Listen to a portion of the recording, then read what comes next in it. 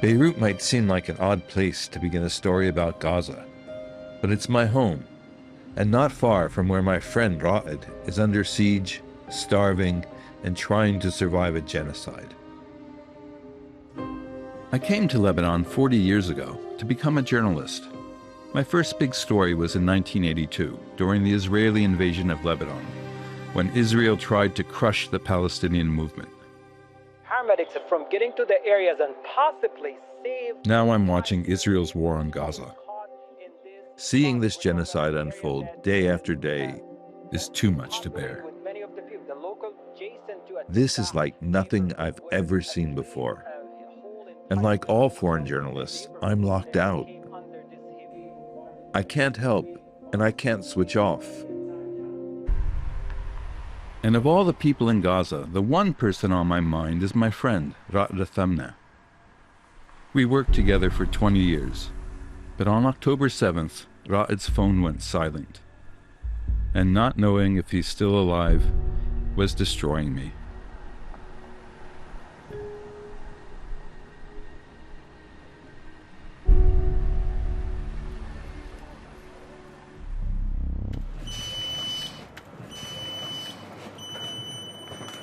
I'm a photojournalist and filmmaker. I've covered Gaza for decades.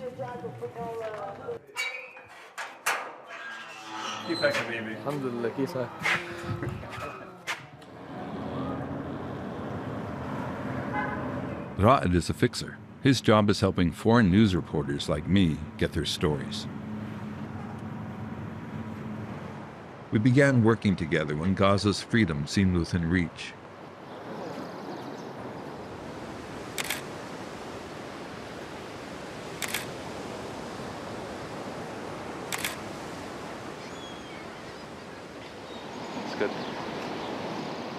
سلم على نبيل حبيبي بضحك الله يخليك سلم على نبيل يا حبيبي نبيل الله يسعدك حبيبي الله يديمك الله يبارك فيك سلم على نبيل. Raed is much more than a driver. He was my eyes and ears in Gaza.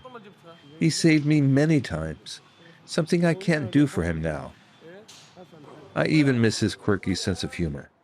Your next job, we're gonna make you cameraman. Oh my god, you want to teach me this good. Yeah. You want to teach me long time to be cameraman. When I be cameraman, it's great for me.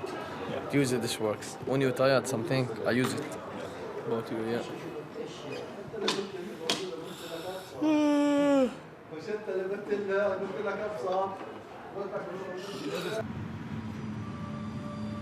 In 2006, our first documentary was supposed to be a straightforward story about covering the news. But when Israeli artillery killed 19 members of Raed's family in their hometown of Beit Hanun while they slept in their beds, it turned into the chronicle of a massacre.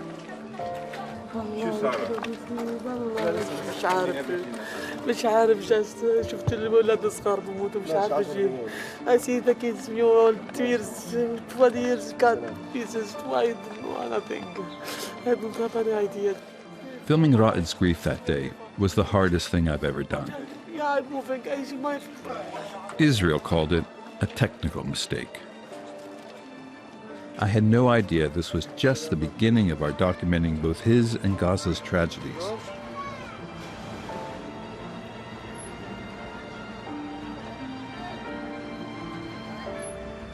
Raed moved his family to a new home to rebuild and escape the memories. But 2 years later, in 2009, Israel attacked Gaza again and destroyed everything he owned.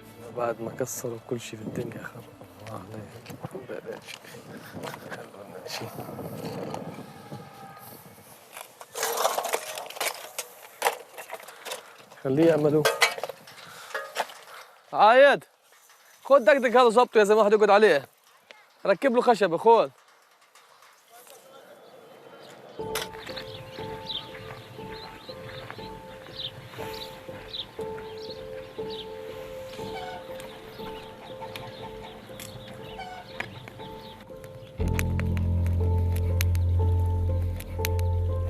After losing his home for the second time, Raed rebuilt again.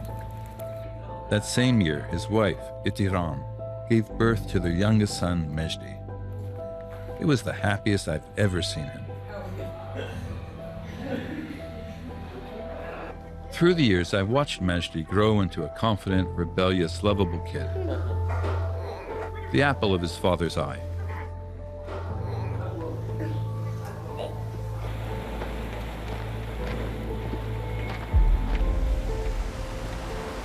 Raed and I made many stories about Gaza.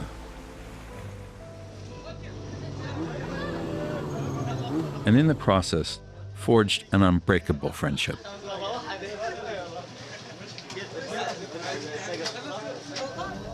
Six months into this war, I haven't heard anything from Raed.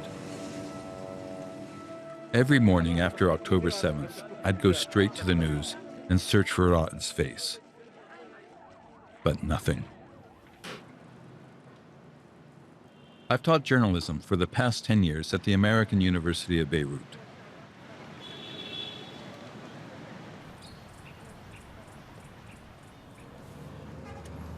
Hassan Harfouch was one of my students and is now one of Lebanon's leading field producers. Like Raed, his job is helping foreign news reporters get their stories. And like Raed, Hassan had to evacuate his home when Israel began its bombing campaign on Lebanon in September 2024. It's weird, like my best friend lost his house. The thing is, people don't realize is, it's not just that you're losing your house and your memories. You're losing everything in the house as well. Everything. He doesn't have any clothes. Like, I literally gave him shoes and I gave him some stuff. He didn't have anything left. Here in Lebanon, entire villages have been erased, and over 1 million people, including Hassan, were forced to flee their homes.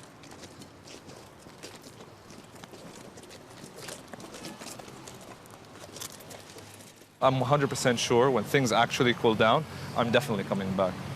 As much as this looks bad and it affected us, people in Gaza have it even worse. When you cut people off from water, from food, and you're killing children, and you're doing all of this stuff, this does not make sense. This is not a war. But even as Lebanon was under bombardment, Raed's fate was on my mind. Finally, huge news from Gaza. After months of silence, a message arrives from Raed. He said that when the war began, he led his family south, first to Jabalia camp, and then to Khan Yunis. Israeli airstrikes killed many members of his family. الحمد لله نحن طيبين ضربوا ال 16 جنبنا بعيد عنا امطار بسيطه الحمد لله ان كنا طيبين الوضع زي الزفت ما فيش مكان امن والله ما في مكان نطلع عليه. They slept on water-soaked mattresses and a shredded tent. I pulled every string I could to get his family a new tent.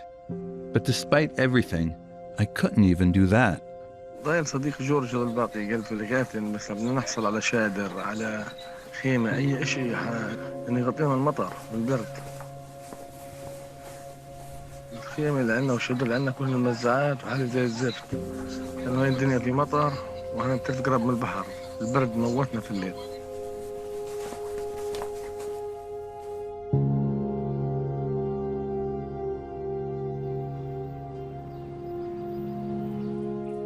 Have I seen you since October 7th? My old friend Aline Manoukian was a photojournalist during the Lebanese Civil War. Have you?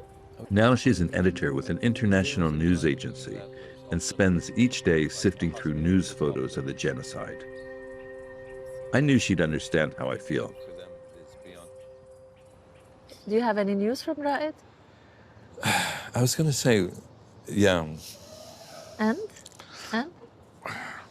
What?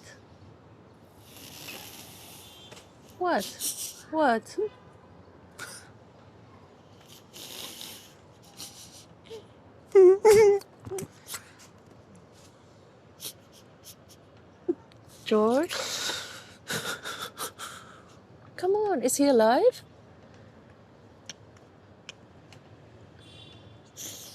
So what's the news? No, he's alive. He's alive. He's alive. But, a dozen in this airstrike of your relatives, a dozen in that. Your family members, your son gets taken away with a bag on his head. Yeah. comes back so beaten up they didn't recognize him. Yeah. And that's the daily life in Gaza, you know? I saw That's the this daily kid life. born. Yeah. That's the daily life. It was like the difference for us covering Lebanon compared to these French guys with scarves that would Come fly here in. and leave and go to the first bistro and have 2 bottles of wine and go on holiday with their friends and then go to another war. I know we were covering our own war. And yeah, it's the people you know that's...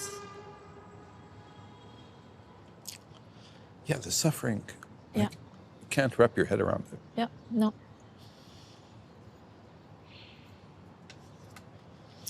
And the strange thing is, we're seeing all this, you're seeing it every day, and there's nothing you can do. Nothing. Nothing you can do. Nothing. Boycott. Boycott. What do you say to them on boycott. the phone? I'm sorry this is happening. I wish I could. No, No I words. don't. I No don't. words, I don't. no I words, don't no say words. that because Ah. it sounds. It's meaningless. stupid. It's meaningless. Meaningless.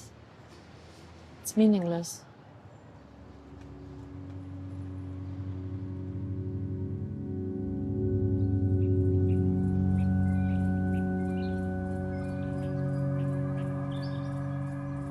You know, one of the things that makes me insane is people talk about, oh, they killed so many women and children, as though the men are expendable.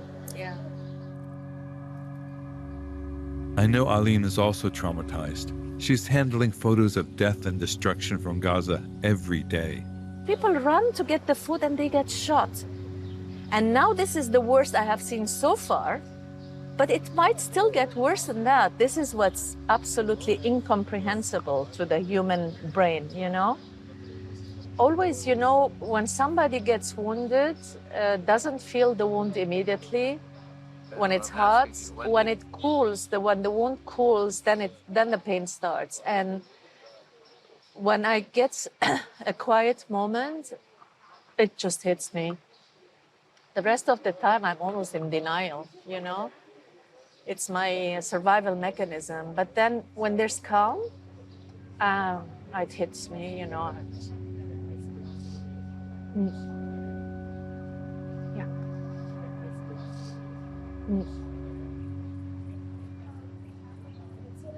Anyway.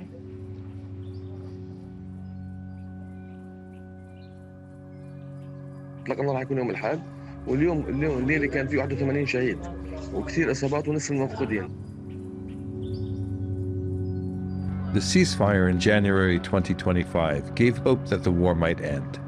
With the help of a Gaza cameraman, we filmed Raed's journey with his sons to the north, back home to Beit Hanun. Rather than documenting the end of the war, it was simply one more chapter in Raed's struggle to survive. In the south, Raed was wounded in the back by shrapnel.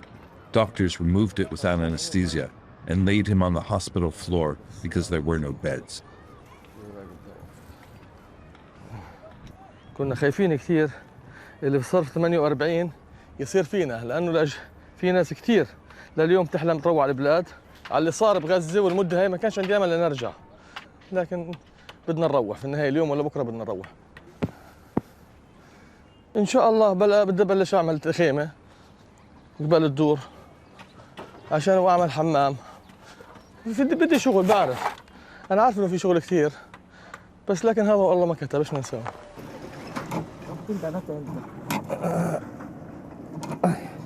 ايوه اسحب شوفوا شوي واطعج اطعج كمان طعجه. ايوه يابا كمان واحده. اطلع وراي اطلع وراي.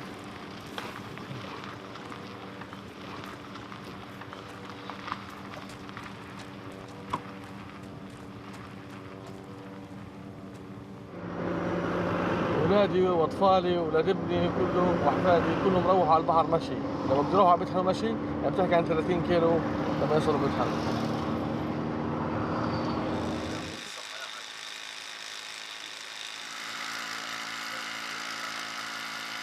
احنا بنصد بندربحث في الحاجز لسه بدنا يومين.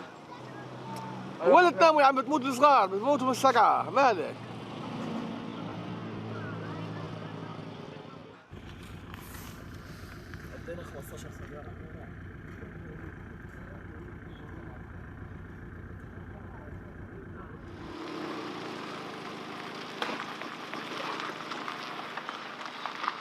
Raed arrived home to find everything he owned destroyed. It's the third time he's lost everything to an Israeli war.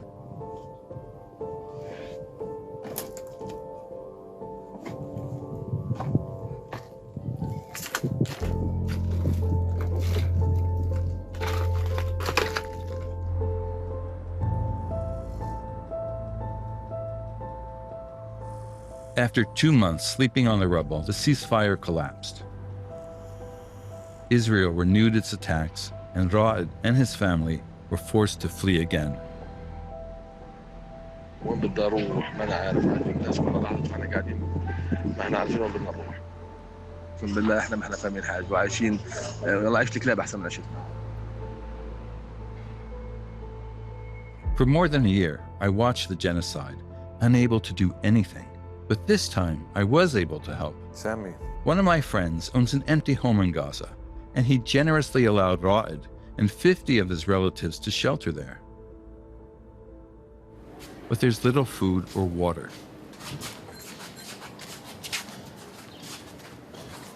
ايش نطبخ اليوم؟ جيب مجد عدس؟ طب كويس ندبر حالنا بأي حاجة. يلا تعالي. العدس بيت جبته يابا؟ 150 شيكل. العدس. انت بتتذكر اليوم طبخة العدس صارت تكلف أكثر من طبخة الخرفان.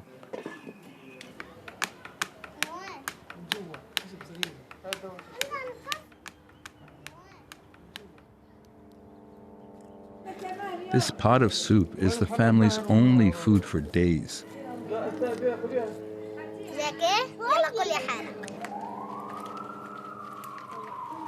Then, out of the blue, something miraculous.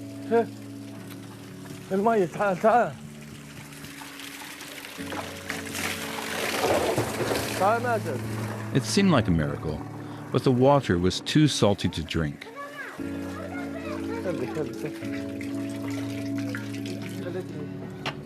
ايش بدك يا بابا؟ عبيد. خلص راحت لما انقطع. تضحكش.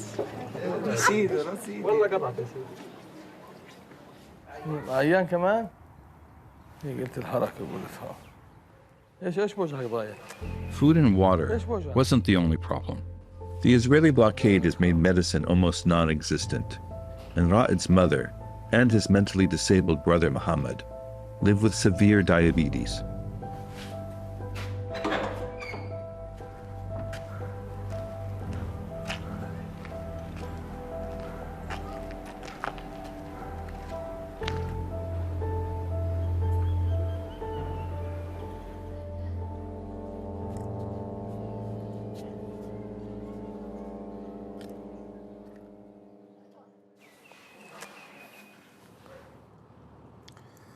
رائد كيفك جورج؟ كيفك؟ الحمد لله انت كيفك؟ You look good. You look good. انا مشتاق لك موت. كيفك انت؟ I think about you every day.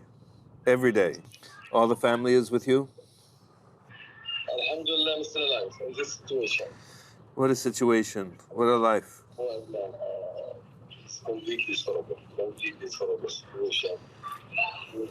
It's so angry, so not safety, nothing. Kids. Majdi? Majdi now is he outside? Just make 5 of the time with the people. Just give me to ask him just to come. Majdi! ولا ناديني مجدي. مجدي تعال. He's coming now. You're the stupid boy. Just before half an hour ago, he's not trouble with some people. It's crazy now. Yeah. يا مجدي والله أنا مبسوط إن أنا أشوفك. قديش عمرك هلا؟ 16. واو.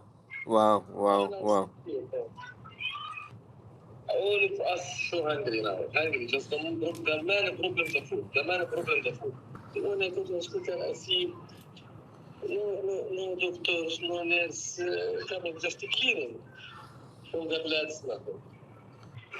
Raed, I don't know what to say. Allah, our dream just to stop these things. It's enough, it's enough. والله تعبنا. I'm very tired. I'm sorry. Alhamdulillah, I see you. I'm so happy to see you. I'm so happy because I miss you so much. Wallah, I miss you so much. Alhamdulillah. We miss you. I miss you. I think about you. Alhamdulillah. I'm so happy. I'm so happy from my heart. Take care, my friend. Take care.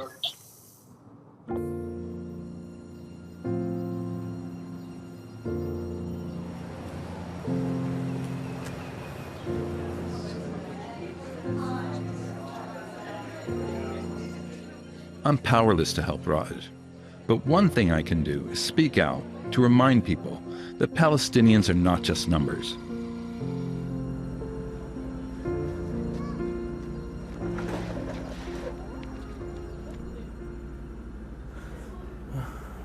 Where are we going? I'm going to my girls' room, destroyed by tank and bulldozer. Enter the special forces to my home.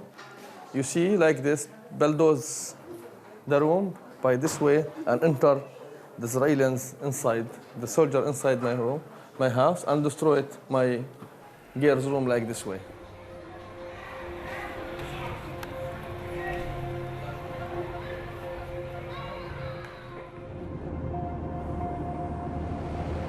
They're resilient against impossible odds.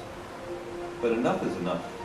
Raed and all of Gaza deserve to be free.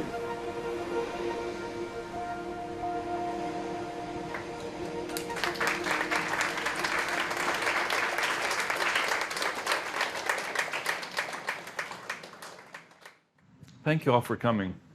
I know it's a lot. I've seen this film many times.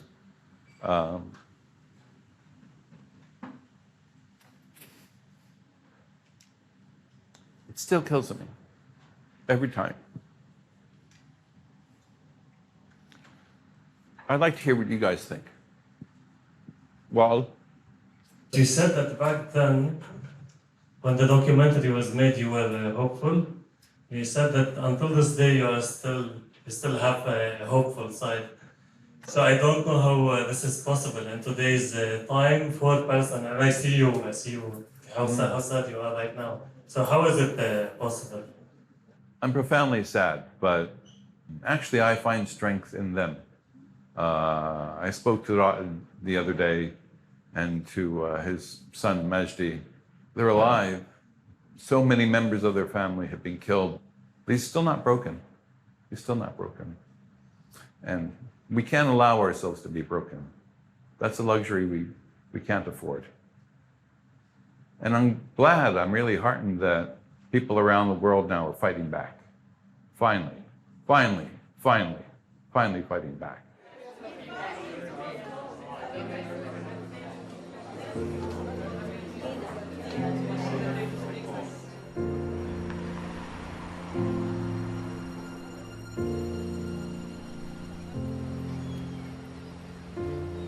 Beirut is my home and where my story began. But part of my heart remains in Gaza.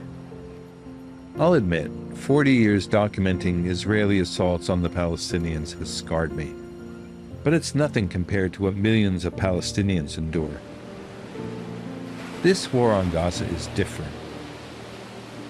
But one thing my time in Palestine with Raed taught me is that real courage means never losing hope, no matter what happens.